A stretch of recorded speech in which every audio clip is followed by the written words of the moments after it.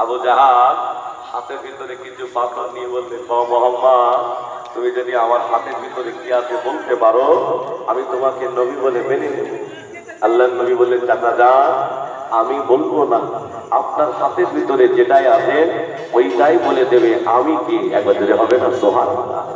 হাতের ভিতর থেকে আওয়াজ হয়ে গেল, আশহাদু আল্লা ইলাহা ইল্লাল্লাহ আশহাদু আন্না মুহাম্মাদান আবদুহু ওয়া রাসূলুহু। যদি হবে না সুবহানাল্লাহ।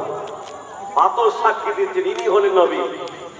উম্মতের মধ্যে নবী মানা যাবে, এটাই পাথর। নবীর সুপারিশ ছাড়া কোন নবী জান্নাতে যাবে।